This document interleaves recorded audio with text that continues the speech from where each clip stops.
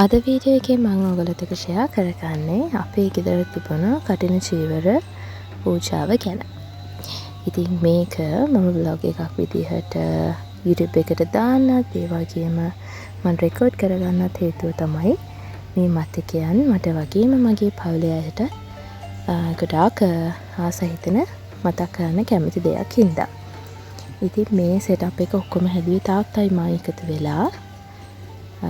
දවස් 3ක් කඨින චීවරය අපේ ගෙදර තිබුණා.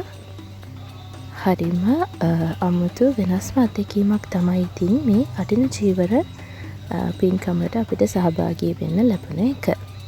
මේ බුදු පිළිමේ මේ වටාපත් ඒවා ඔක්කොම අපේ ගෙදර තිබුණු බුදු පිළිමේ මුතුකුඩ අපි පන්සලෙන් ගෙනල්ලා තමයි මේ සෙටප් එක ලයිට් ඒවා අපි ගෙදරින් දැම්මේ. මල් පෝච්චි ඒවා ඔක්කොම හදලා මේක මයි තාත්තයි තමයි මේ විදිහට ඩිස්ප්ලේ කරන්න මේ විදිහට ලස්සනට හදාගත්තේ. ඔන්න ඉතින් පළවෙනි දවසේ දවස් 3ක් තිබුණා කියලා මම කිව්වනේ.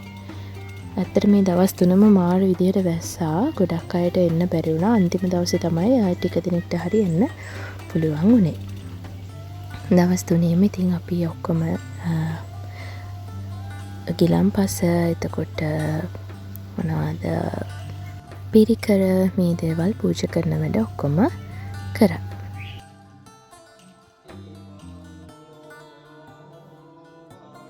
මේ තියෙන ඊළඟ දවස මුතුකොඩ වැස්සගෙන ආපු ඉඳ තෙමෙලා තිබුණා. ඒවා ටික ඉතින් අපි අවුවෙන් ඉහිලලා තිබුණා.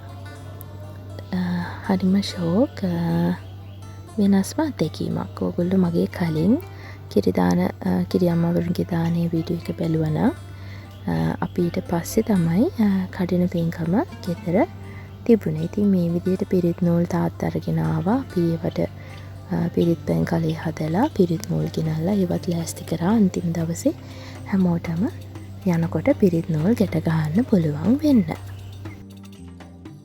බුදුහාමුදුරන්ට කරන පූජාවන් වලට අමතරව අපි හවසට බෝධි පූජාවට එන අයට සංග්‍රහ කරන්නත් අමතක කරේ නැහැ. ඉතින් අපි දවස් 3ේම කැවිලි වර්ග වලින් තේ වලින් හැමෝටම සංග්‍රහ කරා. ඉතින් මේ මතකය මගේ ජීවිතේ හැමදාටම සතුට හිතෙන මතකයක් විදිහට තියෙනවා.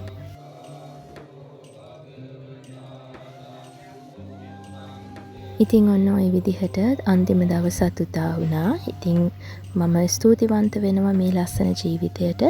මේ වගේ දවසක් මගේ ජීවිතේත් මගේ අම්මටයි තාත්තටයි ගත කරන්න ලැබුණ එක ගැන. ඉතින් කොච්චර වැස්ස තිබුණත් හැමදාම හවසට අපි පාටින් මල් කඩලා ලස්සනට බුදුහාමුදුරුවන්ට බෝධි පූජා කටයුතු හැම එකක්ම කරා.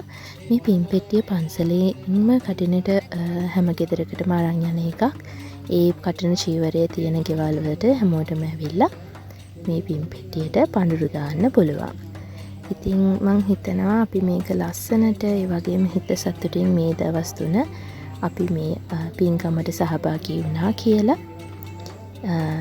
ආපහු පාරක් මේ වගේම දෙයක් කරන්න අපි බලාපොරොත්තු වෙනවා. එතකොට ඔයගොල්ලන්ත් එක්කත් අනිවාර්යයෙන්ම ෂෙයා කරගන්නම්.